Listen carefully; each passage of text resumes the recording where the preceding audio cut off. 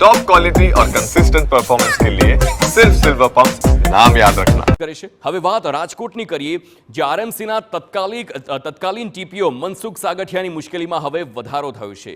મનસુખ સાગઠિયા સામે ગુનો નોંધવા ઈડી આરએમસી પાસે મંજૂરી માંગી છે। ગુનો દાખલ કરવાની દરખાસ્ત સ્ટેન્ડિંગ કમિટીએ મંજૂર કરી છે। આ દરખાસ્ત જનરલ બોર્ડમાં મંજૂરી માટે મૂકવામાં આવશે, તો જનરલ બોર્ડની મંજૂરી બાદ સાગઠિયા સામે કરાશે કાર્યવાહી અને મની લોન્ડરિંગ અંતર્ગત હવે કાર્યવાહી કરવામાં આવશે।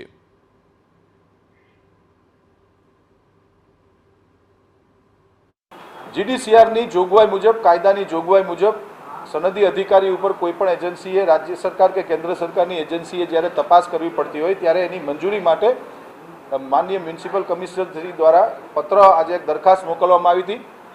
એ પણ દરખાસ્તને મંજૂર કરી અને જનરલ બોર્ડમાં દરખાસ્ત જશે। આવનારા બોર્ડની અંદર મંજૂર કરીને સરકારે જે અમને નિર્ણય અને જે સરકારની જે લેખિત સૂચનાઓ આપી એનું અમે અનુકરણ કરી રહ્યા છીએ।